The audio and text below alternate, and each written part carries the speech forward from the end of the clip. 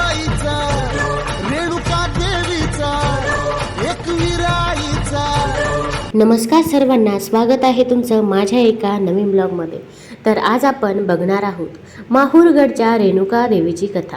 रेणुका म्हणजेच एकविरा आणि एकविरा म्हणजेच रेणुका असा उल्लेख पुराणात सापडतो. दैवत्व एक असले तरीही त्या दोन्ही देवीची नावे व स्थान वेगवेगळे आहे आणि आता दोन्हीही शक्तिस्थळ म्हणून प्रसिद्ध आहेत. दोन्ही स्थळांची एक वेगळी ओळख आहे, वेगळी प्रचिती आहे.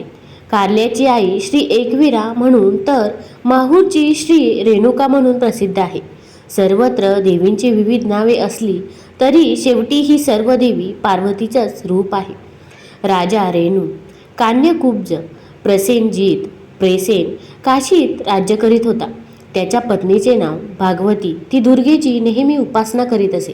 राजा राणीला बरेच वर्ष मुलं नव्हती. त्यासाठी त्यांनी पुत्रकामेष्टी यज्ञ केला.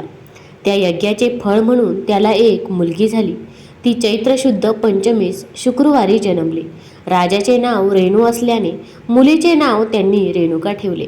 रेणुकेचे पाळण्यातील नाव कमली असे होते. ती दिसायला फार सुंदर होती. पुढे ती मोठी झाल्यावर राजाने तिचे स्वयंवर करण्याचे ठरविले. स्वयंवरासाठी तिन्ही लोकांतून अनेक मान्यवर मंडळी आली. अनेक राजे महाराजे त्या सोहळ्यासाठी उपस्थित झाले.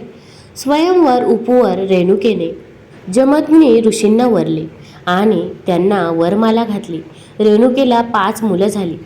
त्या 5 नावे रुमावंत, सुशेषा, वसु, विश्वासू आणि परशुराम अशी आहेत. एका दिवशी रेणुका नदीवर गेली असता तिकडे चित्ररथ नामक गंधर्व आपल्या प्रेयसीसोबत जलक्रीडा करीताना दिसला. ते अतिशय मादक दृश्य पाहून माता रेणुका हरवून गेली. तिकडे ऋषी जमदग्नी रेणुकेची बराच वेळ वाट पाहत होते. आपल्या पतिव्रता पत्नीला का उशीर झाला म्हणून शंकाकुल ऋषी जमदग्नीने अंतर्ज्ञानाने पाहिले. घडलेला प्रसंग त्याच्या ध्यानात आला. त्यामुळे त्यांचा राग अनावर झाला. ते संतापले. त्या अपराधाची शिक्षा म्हणून ऋषींनी रेणुकेस आईस ठार मारण्याची आज्ञा आपल्या 4 मुलांना केली. 4 ही मुले मातृभक्त असल्यामुळे त्यांनी आज्ञा नाकारली. त्यामुळे ऋषींना आणखीनच चिडले. त्यांनी आपल्या 4ही मुलांना शाप देऊन अग्नीने जाळून भस्म केले. तेवढ्यात बाहेर गेलेला परशुराम म्हणजेच राम तेथे आला. त्यांनी झालेला प्रकार परिस्थिती बारकाईने पाहिली आणि रामाने वडिलांची आज्ञा शिरसावध्य मानून आपल्या परशुने आईचे धड वेगळे केले. परशुरामाने केलेल्या धाडसावर ऋषी खुश झाले. त्यांनी परशुरामास वर मागण्यास सांगितले. आपल्या आईवर आणि भावांवर असलेल्या प्रेमापोटे त्यांनी आपल्या आईस व भावंडांना जीवनदान देण्यास सांगितले. परशुरामाची विचारशक्ती ऋषींना आवडली. त्यांनी परशुरामाची इच्छा पूर्ण केली. मृत बंधू जिवंत झाले, मात्र रेणुकाचे मस्तक छिन्न विच्छिन्न झाले होते. त्यामुळे परस्त्रीचे मस्तक जोडून रेणुके जीवनदान दिले. या त्या कार्यांची नोंद साऱ्यांनीच घेतली. म्हणून परशुराम हे नाव लौकिक झाले. रेणुका आपल्या संसारात पुन्हा मग्न झाली. रेणुकेस एक बहीण होती. तिचा नवरा सहस्रार्जुन हा नर्मदा काठचा महिष्मती नगरीत राज्य करीत होता. एकदा सहस्रार्जुन राजा सैन्यासह भ्रमंती करीत असताना त्याला भोजनाचे आमंत्रण ऋषींनी पाठविले. राजा व राजाची सेना थकून आश्रमात आली. ऋषींनी त्यांचे स्वागत केले. आश्रमातील पंचपक्वान्न जेवून ते तृप्त झाले. राजाला जेवण खूप आवडले. त्यांनी चौकशी केल्यावर कळले की आश्रमात कामधेनू आहे. सहस्रार्जुनाला त्या गोष्टीचा लोभ वाटला. त्याने त्या लोभाने कामधेनू मागितली. पण ऋषी जप तप व सामर्थ्याने कामधेनू मिळवली होती. त्यामुळे ती कशी देणार हे शक्य नाही म्हणून सांगितले. राजा हट्टाला पेटला. मग त्यांनी आपल्या सैन्याच्या जोरावर युद्ध करून कामधेनू मिळवण्याचा प्रयत्न केला. परंतु कामधेनूच्या शक्तीने आश्रमवासियांना सहस्रार्जुनास पिटाळून लावले.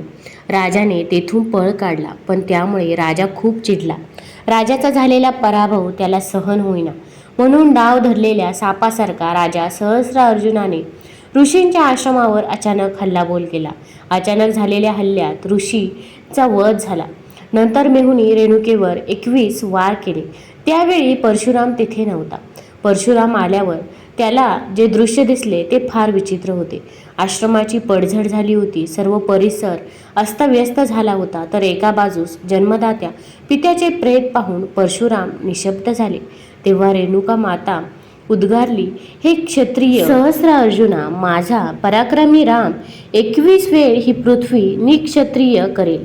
परशुरामाने आपल्या आईची इच्छा व दिलेला शब्द पाळला.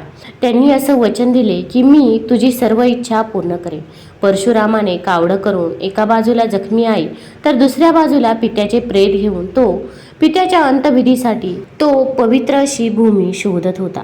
सह्याद्री पर्वताच्या पायथ्याशी माहूर गंगेच्या तीरावर नांदेड जिल्ह्यात किनवट तालुक्यात पोहोचला.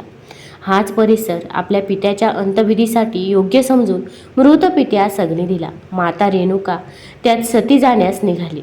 आपली माता आपल्याला सोडून सती चालली आहे. परशुरामाला पाहावेना. तो फार दुःखी झाला. त्याला तो क्षण आठवला. वडिलांच्या सांगण्यावरून आपण आपल्या आईचे शिरच्छेद केले होते, पण वडिलांना दिलेल्या वरामुळे ती पुनर्जीवित झाली. पण आत्ताचा प्रसंग वेगळा होता.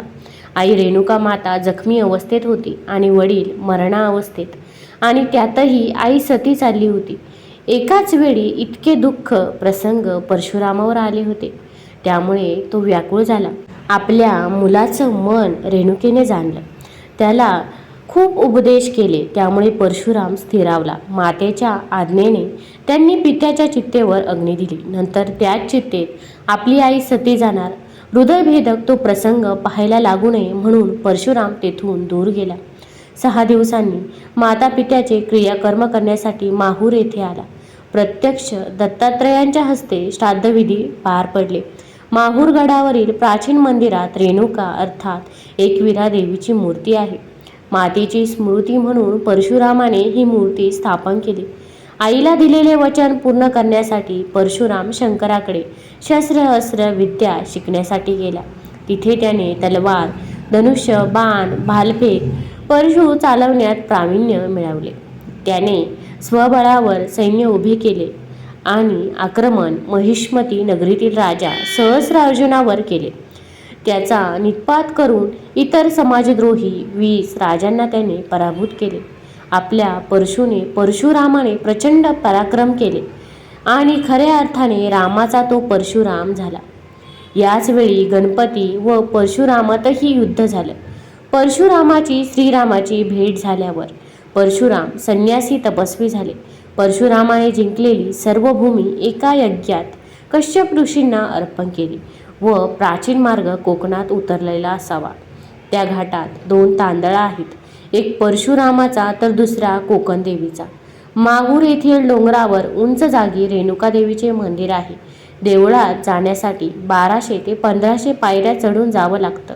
गाभाऱ्यात तांदळा दगडातील शेंदूर चर्चित मूर्ती आहे. त्यावर चांदीचं टाप लावलेलं आहे. बैठकीवर सिंह कोरलेला आहे. देवीचं रूप उग्र स्वरूपाचे दिसते. मंदिराच्या बाजूलाच महालक्ष्मी व तुळजाभवानी ही 2 मंदिरे आहेत. एका गौरीच्या शिखरावर श्री दत्ताचे स्थान आहे. मंदिरात दत्ताची एकमुखी मूर्ती आहे. बाजूला तीर्थ नावाचे कुंड आहे. तेथेच परशुरामाने आई वडिलांची अंत्यक्रिया केली असे देखील सांगतात. रेणुका हीच परशुरामाची आई. तिचे दुसरे नाव एकविरा. आईच्या आठवणीने उचंबलून आलेल्या मानाने परशुरामाने कडेकपारीत बाण मारला. त्या ठिकाणी एकविरा देवी प्रकट झाली अशी देखील आख्यायिका आहे.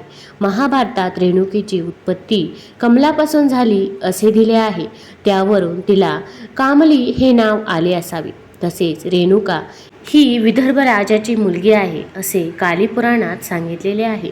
तुम्हाला हा व्हिडिओ आवडला असेल तर आपल्या चॅनलला लाईक करा, सबस्क्राईब करा. धन्यवाद.